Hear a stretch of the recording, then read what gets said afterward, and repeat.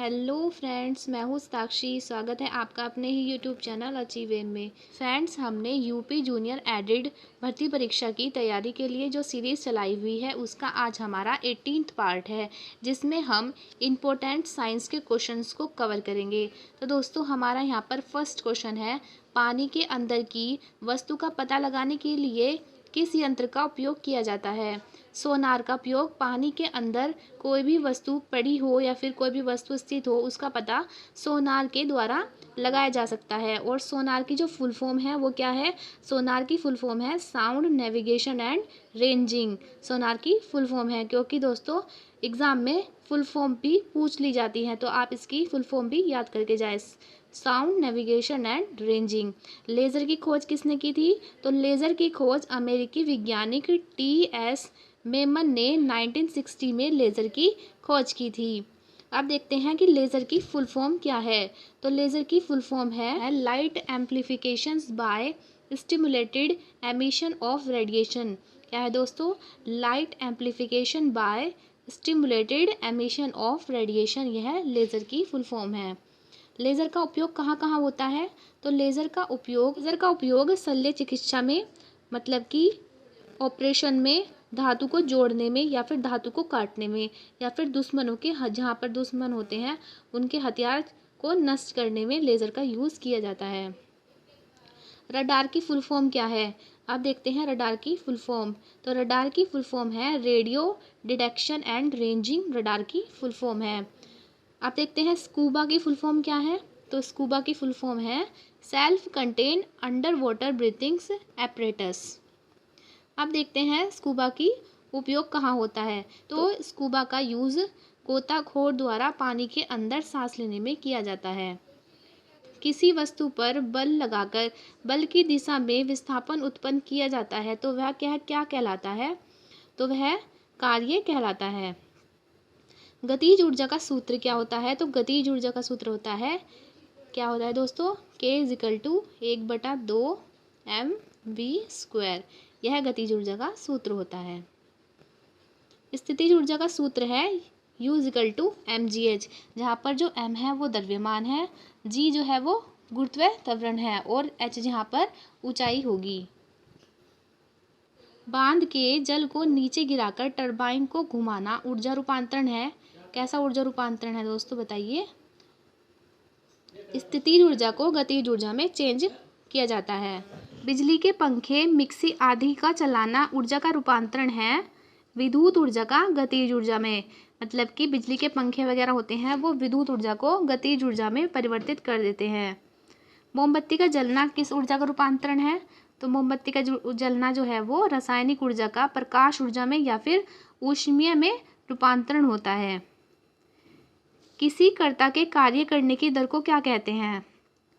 क्या कहते हैं दोस्तों? सामर्थ्य किसी कर्ता के कार्य करने की दर होती है। 1 किलोवाट में कितने वाट होते हैं? 1000 वाट। भारी जल की खोज किसने की थी? भारी जल की खोज 1932 में यूरो ने की थी। जब एक संपीड़ित स्प्रिंग को छोड़ा जाता है तो वह अपनी स्थिति ऊर्जा को बदल देता है, किसमें? गतिज ऊर्जा में। यांत्रिक ऊर्जा कितने प्रकार की होती है? तो यांत्रिक ऊर्जा 2 प्रकार की होती है, गतिज ऊर्जा और स्थितिज ऊर्जा। और गतिज ऊर्जा और स्थितिज ऊर्जा का योग ही यांत्रिक ऊर्जा कहलाता है। कार्य करने की दर क्या कहलाती है? शक्ति कार्य करने की दर कहलाती है। 1 जूल में कितने अर्घ होते हैं? 10⁻7 अर्घ होते हैं 1 जूल में। यांत्रिक ऊर्जा को विद्युत ऊर्जा में रूपांतरण करने के लिए प्रयोग किया जाता है डायनेमो का। ऊर्जा संरक्षण का आशय है कि, क्या है दोस्तों? कि ऊर्जा ना तो सर्जन की जा सकती है और ना ही नष्ट की जा सकती है, बल्कि ऊर्जा एक रूप से दूसरे रूप में परिवर्तित की जा सकती है। यह है ऊर्जा संरक्षण का नियम। खगोलीय इकाई निम्न में से किन के बीच औसत दूरी होती है? पृथ्वी और सूर्य के बीच। वायुमंडलीय दबाव किसके द्वारा मापा जाता है?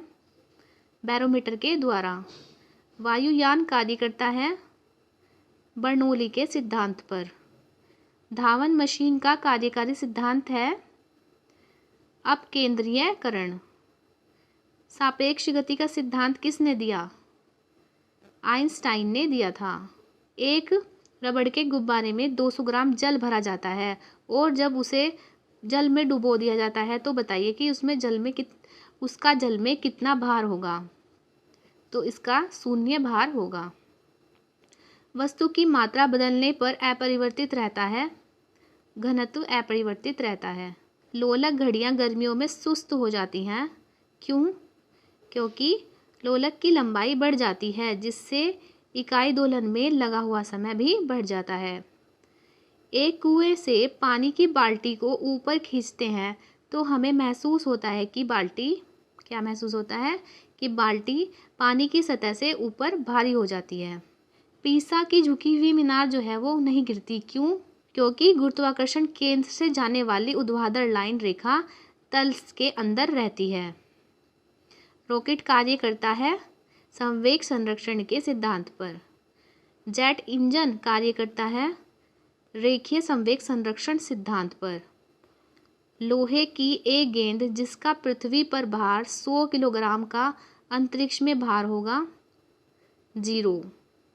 वायुमंडल दाब का अचानक गिरना इंगित करता है, तूफान आने की संभावना को इंगित करता है।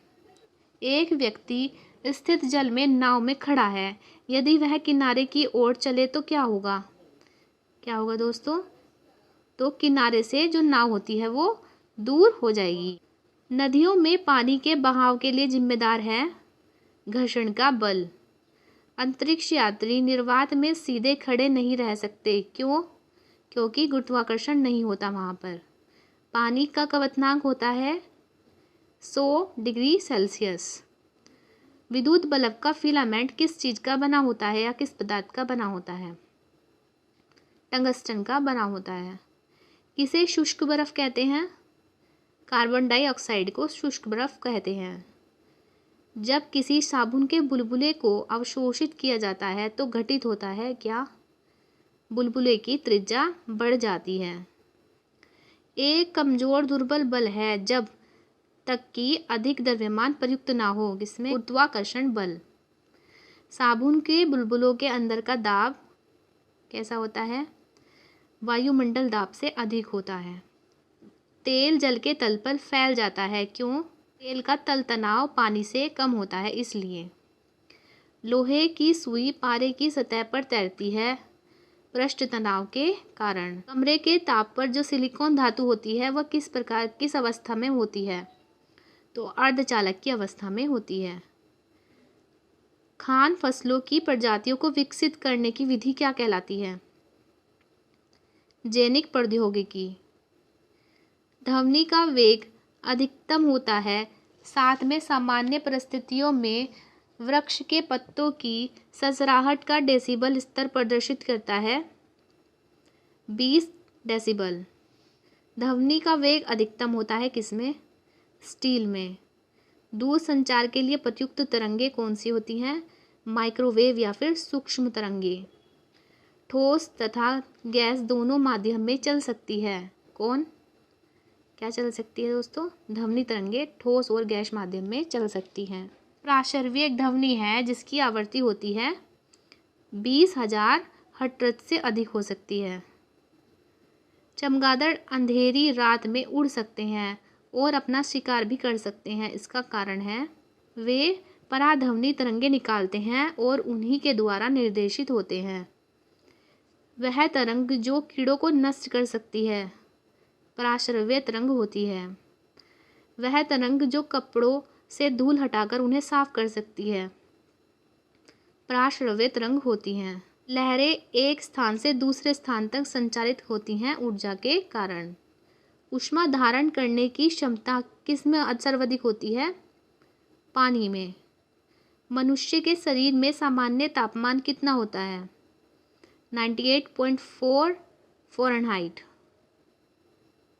नेक्स्ट है विद्युत चुंबकीय विकिरण के ऊर्जा का अवरोही क्रम है गामा, बीटा और अल्फा। यदि एक बंद कमरे में रखे रेफ्रिजरेटर का दरवाज़ा खुला रखे तो कमरे का तापमान कैसा होगा? बढ़ जाएगा।